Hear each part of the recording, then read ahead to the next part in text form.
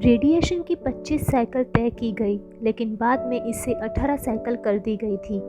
22 दिसंबर से मेरी रेडिएशन शुरू हुए। हफ्ते में 5 दिन मुझे रोज़ अस्पताल जाना पड़ता था। हर रोज़ 3 से 4 मिनट के रेडिएशन होता था। रेडिएशन के दौरान न जाने कितने पेशेंट से मुलाकात हुई। कैंसर के ट्रीटमेंट के दौरान मैंने जाना कि ये बीमारी अब आपको किसी भी उम्र में हो सकती है। रेडिएशन के दौरान किसी को गले का, किसी को हड्डियों का, किसी को आंत का, किसी को पेट का कैंसर था। हर कोई अपनी लड़ाई डट कर लड़ रहा था। हर कोई इस बीमारी से अच्छा होना चाहता था। रेडिएशन थेरेपी 50% कैंसर मरीजों को दी जाती है। इसका उद्देश्य यही है कि कैंसर को जड़ से मिटाया जा सके। ऑपरेशन करके यदि बीमारी निकाल दी गई है तो वापस इसको आने से रोकना होता है।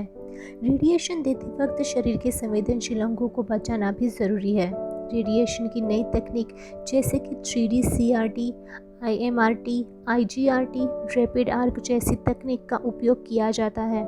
जहां ट्यूमर होता है वहीं रेडिएशन दिया जाता है। रेडिएशन में एक्सरे इस्तेमाल किया जाता है कैंसर सेल्स को मारने के लिए, और इस मशीन को कहते हैं लीनियर एक्सीलेटर। लीनियर एक्सीलेटर द्वारा टारगेटेड एरिया में ही रेडिएशन थेरेपी की जाती है।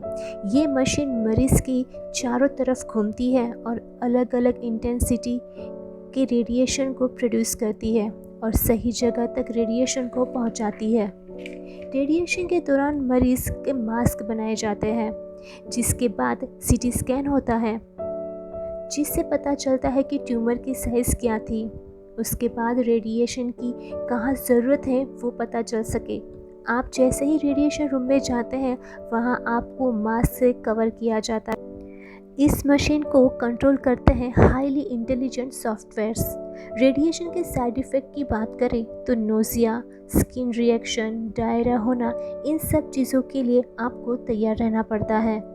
रेडिएशन के दौरान खाना खाने में तकलीफ़ होती है, लेकिन रेडियोथेरेपी ख़त्म होने के बाद आप अपनी नॉर्मल लाइफ में वापस आ सकते हैं। कैंसर के जो प्रमुख 3 स्टेप थे, कीमियोथेरेपी, सर्जरी और रेडिएशन, वो 3 स्टेप मैं पार कर चुकी थी, और इस दौरान आपकी विल पावर स्ट्रॉन्ग होनी बहुत ज़रूरी होती है।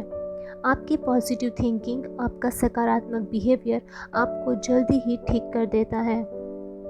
ये थी रेडिएशन की बात।